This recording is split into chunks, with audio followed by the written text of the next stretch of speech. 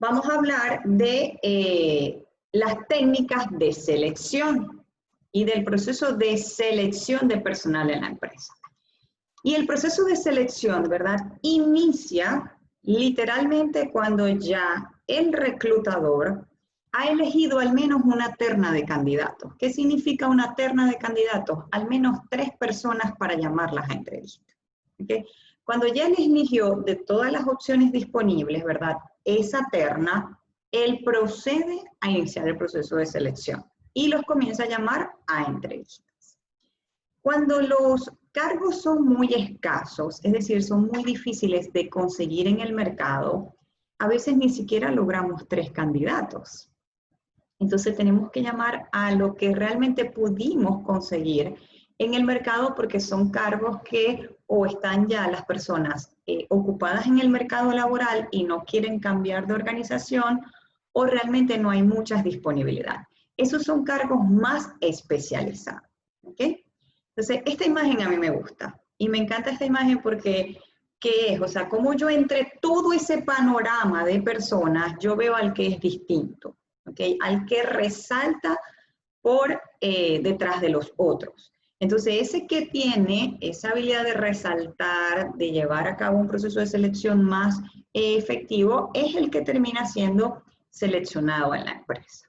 ¿Okay? Entonces, el proceso de selección es muy importante, ¿verdad? Porque tú lo que haces como entrevistador es rastrear, y se dice rastrear porque no podemos llegar a las profundidades reales de lo que es un individuo en una entrevista, es muy poco tiempo, ¿verdad? ¿Cuáles son esas características personales que tiene un candidato a través de su comportamiento? ¿Okay? Entonces, la teoría nos dice que los comportamientos son observables. ¿Qué quiere decir eso? Que si una persona es puntual, se observa que es puntual porque siempre llega a tiempo. ¿Okay? Si una persona es responsable, se observa su nivel de responsabilidad porque entrega sus obligaciones en el momento que lo necesita entregar o cuando se lo solicita. Entonces, todos los comportamientos en los individuos son observables. ¿Okay? Entonces, eso es lo que nosotros buscamos en ese pequeño espacio de la entrevista. Rastrear esos comportamientos a ver cuál es el más apropiado. ¿Okay? Entonces, ¿cuáles son las características particulares que tiene en general, ¿okay?, por ejemplo, un proceso de selección y pruebas de selección? Uno, la rapidez. O sea, cuando yo aplico una prueba de selección, yo trato de conseguir cuál es ese perfil de la personalidad del individuo. Otra característica que debe tener una técnica de selección es que sea confiable. Y eso fue una pregunta que estuvimos conversando en la sesión pasada. Profe, ¿cómo sabemos que esas pruebas sirven? Bueno, porque esas pruebas fueron medidas estadísticamente y calibradas para que sean confiables. Entonces la prueba debe tener esa rigurosidad y ese reconocimiento.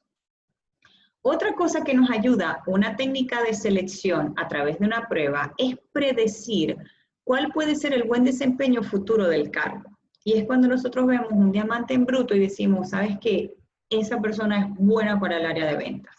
Tiene habilidades, se le nota y entonces yo puedo predecir ese desempeño futuro y si crece apropiadamente, la persona puede encargarse de un área de liderazgo de la empresa.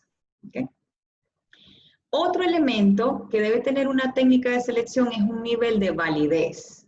Y ese nivel de validez se lo da a través de lo seguro que es esa prueba. ¿Okay?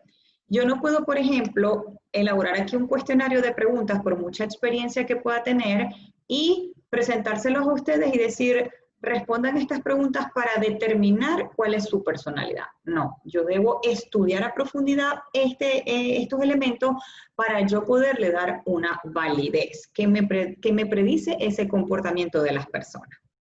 ¿Okay? Y lo otro es que en las ciencias humanas, es decir, cuando se trata de las personas, el margen de error siempre es más alto. ¿Okay? Entonces, ¿qué ocurre? Que en las ciencias exactas 2 más 2 es igual a 4. En recursos humanos hay una teoría que dice que 2 más 2 es igual a 5. porque la multiplicación del trabajo en equipo genera un resultado superior. Entonces, eso es un proceso que es subjetivo y tratamos, ¿verdad?, a través de estas técnicas que sea mucho más objetivo. ¿Okay? Entonces, en ese sentido, ¿verdad?, la entrevista es el momento más oportuno que ustedes tienen para demostrar que son buenos para ese cargo. ¿Okay? Entonces, deben tomar en cuenta ciertos aspectos. Cuando ustedes están en una entrevista de trabajo, eso es un espacio de doble vía, es decir, no es solamente el entrevistador el que va a hablar con ustedes, es un sistema de comunicación donde varios interactúan. ¿Okay? Y la entrevista, ¿verdad?, tiene varios elementos. Uno, el entrevistador genera un estímulo a través de una pregunta, ¿verdad? Y ustedes van a reaccionar. Esas reacciones que ustedes tienen durante la entrevista, el entrevistador las mide. Es por eso que es muy común que cuando nosotros estamos en una entrevista de trabajo, vemos al entrevistador con un folder, una agenda, haciendo anotaciones. ¿Por qué? Porque precisamente él va revisando las reacciones que tiene el individuo frente al estímulo que él le coloca. Una pregunta que te puede generar una reacción importante. ¿Cuáles han sido sus errores en el pasado y cómo arreglarlo? ¿Qué ocurre? Nosotros no somos perfectos y obviamente en algún momento de nuestra vida hemos cometido algún tipo de error. Entonces, responder algo así como que no hemos tenido errores es una reacción que el entrevistador de una vez va a evaluar. Entonces, es mejor buscar recordar una experiencia que ustedes puedan compartir. ¿Okay? Entonces, durante la entrevista, ¿qué ocurre o cuáles son las etapas que nosotros vemos cuando tenemos una entrevista? Primero se prepara un ambiente, ¿okay?, que sea lo suficientemente apropiado, que esté más o menos libre de interrupciones, para que sea ese sistema de comunicación mucho más viable. Se prepara tanto el ambiente físico como el ambiente psicológico. ¿Y qué se refiere al ambiente psicológico? Que un entrevistador que genere miedo está cometiendo un error. Porque un entrevistador debe generar confianza. Y cuando comienza a generar confianza, el proceso fluye más amigable. Entonces, esos entrevistadores que llegan y generan mucho temor y desconfianza y son muy rudos, más bien están entorpeciendo el proceso. ¿Okay? Y entonces los otros momentos de la entrevista es cuando ya comenzamos a hacer las preguntas, es decir, el contenido de la entrevista, que dependiendo de la experiencia del entrevistador, él puede llevar un cuestionario de preguntas preestablecido o simplemente las hace por el nivel de experiencia de manera flexible. ¿Okay? Y que revisamos el comportamiento del candidato. ¿Okay? ¿Qué ocurre en esta parte del comportamiento del candidato? Comienza a ocurrir otro fenómeno que se llama el comportamiento no verbal, que también lo podemos conocer como lenguaje no verbal. Entonces aquí comenzamos a revisar cómo se comporta el individuo en cuanto a su expresión, el movimiento, si está muy nervioso, si por ejemplo tiene las manos mal ubicadas, si tiene el espacio corporal mal ubicado. Entonces todas esas reacciones que son inconscientes, el entrevistador las va revisando. ¿Okay? Entonces, cuando estamos en una entrevista hay que tener mucho cuidado también con el lenguaje corporal, la manera en cómo nosotros damos un apretón de manos cuando nos damos la entrevista, o cómo saludamos, o cómo nos ubicamos en el espacio físico, habla mucho de nosotros. ¿Okay? Entonces, nuestro lenguaje corporal nos delata, y es algo por lo cual nosotros también debemos prepararnos. ¿Okay? Finalmente, el entrevistador debe cerrar la entrevista. O sea, él cierra la entrevista y debe dar una orientación sobre el cierre de la entrevista y cuáles serían los próximos pasos en caso de que el candidato pueda ser evaluado. ¿Eso qué pasa? Eso pasa a otro proceso que ya sería evaluaciones y comparaciones entre todos los candidatos que fueron a entrevistas, para ir entonces seleccionando al mejor candidato o a los que entran en una segunda fase. Entonces, un proceso de selección puede tener varias fases, no necesariamente es una sola entrevista. La primera entrevista sí es exploratoria, es decir, los candidatos van para que nosotros conozcamos cuál es la parte del comportamiento del individuo. Y las otras entrevistas pueden ser más técnicas, por ejemplo, una entrevista con el que se pudiera convertir en tu líder de área para conocer la parte técnica o hasta qué punto conoces sobre el tipo de cargo que vas a ocupar. ¿Okay? Entonces las primeras entrevistas son más exploratorias, son complicadas porque todo tiene que ver con el comportamiento, entonces debemos superar esa primera fase para después entrar en otras fases como de entrevistas técnicas o pruebas. ¿Okay? Entonces una entrevista puede ser, por ejemplo, estandarizada en función de las preguntas. ¿Okay? Es decir, que se pueden permitir respuestas abiertas o libres, pero las preguntas son bien elaboradas con anticipación e incluso algunas son orientadas al cargo en específico. ¿Okay? Y la otra forma, ¿verdad?, que nosotros podemos tener una entrevista es una entrevista más orientada a las respuestas del candidato. Es decir, cada vez que un candidato da una respuesta, el entrevistador formula una pregunta nueva de acuerdo a su experiencia. Un ejemplo. Bueno, en mi último empleo tuve la posibilidad de desarrollar un proyecto que permitió que la rentabilidad de la compañía pudiera incrementarse en un 5%. Entonces el entrevistador pregunta en ese momento, ¿y de qué se trataba el proyecto? ¿Okay? Entonces las preguntas van surgiendo en la medida que el candidato va ofreciendo información de su entrevista. ¿Okay? Entonces son dos tipos de entrevistas que se suelen utilizar y eso va a estar muy relacionado o va a depender mucho del cargo que se vaya a ocupar. El entrevistador elige qué tipo de entrevista, por ejemplo, puede hacer. ¿Okay? Entonces, en ese sentido, ¿verdad? Ya después que ustedes pasan por un proceso de entrevista, empieza el proceso de las pruebas. ¿Okay? Entonces, hay diferentes tipos de pruebas. Entonces, aquí yo quería hacer un énfasis en cuál es la diferencia, por ejemplo, entre lo que es una aptitud y una capacidad. Entonces, por ejemplo, una aptitud es como una predisposición natural, es decir, algo que nosotros hacemos porque tenemos facilidades, porque la experiencia y nuestra forma de ser nos ha ayudado a desarrollarla. Como por ejemplo, un buen vendedor que utiliza muchas habilidades para convencer y no precisamente porque haya estudiado, sino porque su forma de ser lo ayuda a convencer. ¿Okay? Y las capacidades, ¿verdad? Son aquellas habilidades que nosotros vamos adquiriendo en el tiempo. Entonces, si yo, por ejemplo, en algún momento no me comunicaba bien, yo puedo ir aprendiendo esas capacidades que se transforman en competencias y puedo mejorar mi comunicación, porque eso es algo que se va aprendiendo con la práctica. ¿Okay? Y esa práctica hace que mejoren las habilidades de los individuos. ¿Okay? Entonces, en la aptitud, ¿verdad? Yo puedo reflejar un estado como futuro del empleado. Por ejemplo, esta persona tiene unas habilidades de liderazgo increíbles, se le evidencia en su manejo. Entonces, eso yo lo puedo proyectar como habilidades futuras, ¿ok? Y en cuanto a las capacidades, yo puedo proyectar son como lo que sabe hacer en este momento, que también es bueno e importante para el cargo, y tiene que ver con las capacidades presentes del individuo. Entonces, en las pruebas de selección yo puedo predecir un poco esos potenciales de comportamiento. ¿Okay? ¿Qué tipos de pruebas existen? ¿Okay? Existen pruebas que se llaman psicométricas, que son pruebas normalmente basadas en la parte de lo que es la ciencia de la conducta.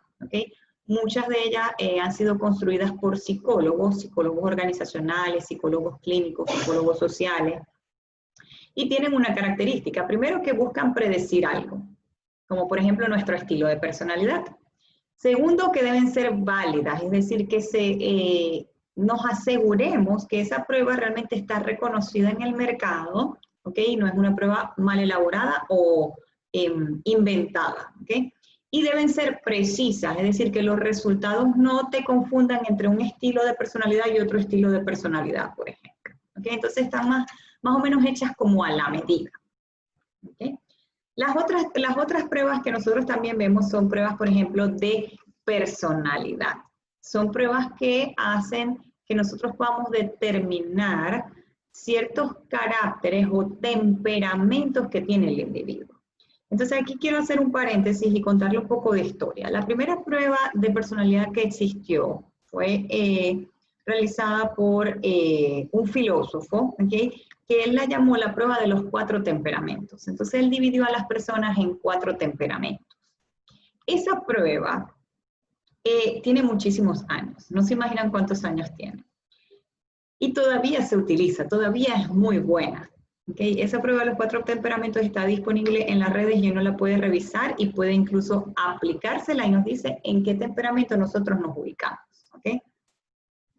Y entonces él habló de que nosotros teníamos unos rasgos que eran muy innatos, incluso algunos que son hasta heredados. Y sobre eso nos fue clasificando. Entonces las pruebas en el tiempo han evolucionado, ¿ok? Porque en el pasado una de las cosas que ocurría era que las pruebas que nosotros aplicamos para seleccionar gente eran pruebas diseñadas para personas que tenían algún tipo de problema de salud mental. Entonces, ¿cómo tú, verdad, podías predecir el comportamiento de una persona que no tenía ningún tipo de problemas de salud mental frente a, por ejemplo, el comportamiento de una persona que pudiera ser esquizofrénica? ¿Okay? Entonces, las pruebas fueron mejorando con el tiempo, ¿ok? Y hoy en día una de las más usadas se llama la prueba DISC, que ustedes lo que van a hacer en esa actividad en la plataforma de pruebas de Concerta es una versión de esa prueba, la prueba DISC. Entonces, esas pruebas que buscan revelar rasgos, se dice rasgos porque obviamente nos enseña algo general de lo que nosotros somos, ¿verdad? También aspectos específicos como cuáles pueden ser nuestros intereses, incluso qué nos motiva, qué nos frustra en un entorno de trabajo. Por ejemplo, yo les voy a dar mi experiencia personal. A mí me frustra en un entorno de trabajo la falta de estructura y la falta de organización. Entonces, cuando yo siento que no hay una estructura ni hay como un camino a seguir, a mí me frustra eso. ¿Okay? Entonces, a mí me gustan las cosas muy ordenadas, muy paso a paso, muy 1, 2, 3, 4. ¿Okay? Para tal vez mi estilo de trabajo es bueno, pero para otros no. Por ejemplo, los creativos no necesitan ser tan estructurados. Los creativos más bien expanden sus ideas a través de esa revolución de información que llega. ¿Okay? Entonces, eso va a depender de cada personalidad. Entonces, ¿qué les quiero decir con esto? Que no hay personalidades ni buenas ni malas, sino que hay personalidades más acordes a un puesto de trabajo y menos acordes a un puesto de trabajo. Entonces, mi personalidad está más orientada a este tipo de cargos y la personalidad de alguno de ustedes está más orientada a otro tipo de cargos. ¿Okay? Otro tipo de pruebas que se utilizan, sobre todo cuando se requieren de habilidades técnicas, son pruebas de inteligencia. Se aplica mucho en el caso, por ejemplo, de las ingenierías, en el caso de la medicina, donde obviamente ese tipo de profesiones requieren que nosotros tengamos un nivel de inteligencia y manejo de nuestra memoria superior que para otros cargos. Entonces, estas pruebas también son utilizadas dependiendo del tipo de cargo que se requiere. ¿Okay? Y otras técnicas que también existen para entrevistar a la gente se llama la técnica de la simulación. Y en la técnica de simulación, lo que ocurre es que nosotros preparamos como un espacio, que es un laboratorio dentro de la organización intencionalmente creado, para que el individuo se exponga a casos que pudieran ocurrir en la empresa y él responda cómo reaccionaría ante esa situación. Es una técnica muy interesante porque nos permite entender cómo es el comportamiento real del individuo en algún momento. ¿Okay? Sin embargo, son técnicas que requieren de mucha elaboración, así que la empresa debe contar con un pool de personas apropiadas para llevar este proceso de selección bajo una técnica de simulación y a lo mejor puede ser extensa. Por ejemplo, yo puedo solicitar al candidato a que venga a la empresa durante toda una semana para exponerlo a ciertas actividades reales y ver cómo se comporta. Y lo que estoy es evaluando. ¿Okay? Entonces es una simulación de cómo él reaccionaría ante este tipo de situaciones. No todas las empresas lo aplican porque es una técnica costosa de implementar, ¿ok? Los procesos de reclutamiento, perdón, de selección se hacen un poco más extensos, ¿ok? Pero son buenísimas, son realmente muy interesantes para cuando la has aplicado. ¿Okay? Entonces, finalmente, para cerrar esta disertación, ¿ok? Y el tema del reclutamiento y selección, ¿verdad? Quiero resumir algo. Primero, el proceso de reclutamiento y selección depende de la demanda y de la oferta, es decir, de cuántos empleados o candidatos hay disponibles para aspirar a un puesto y de cuántas vacantes tienen las empresas para ocuparlos. Si hay una buena oferta y una buena demanda, podemos decir que la economía del país es de pleno empleo. Pero si ocurre lo contrario, donde por ejemplo la demanda es baja y la oferta es muy alta, hay desempleo. ¿Por qué? Porque hay mucha gente buscando trabajo y no se puede ocupar. Y cuando ocurre lo contrario, es decir, que la demanda es alta y la oferta es baja, entonces hay un mercado muy competitivo porque las empresas entonces comienzan a inventar estrategias de captación de aspirantes para que sean las empresas de ellos las que sean los que los aspirantes quieren elegir. ¿Okay? Entonces la demanda va a depender, ¿verdad?, de los requerimientos que la empresa tiene y de la planificación de la organización, y la oferta va a depender de los aspirantes o las personas que estén disponibles en el entorno, ¿ok? Entonces, estos aspirantes, ¿verdad?, van a utilizar diferentes vías para conseguir empleo, como por ejemplo el internet, las empresas de colocación, las redes profesionales como la que vimos esta semana. Y las estrategias para que tú te ubiques es que tú hagas una revisión de tus fortalezas, un FODA personal. Y estas pruebas de autoconocimiento te ayudan a revisar tus fortalezas y también tus debilidades. Adicional a eso, elaborar una buena presentación de tu hoja de vida y conducirte muy bien en la entrevista de trabajo. ¿Okay? Irse bien preparado para la entrevista de trabajo.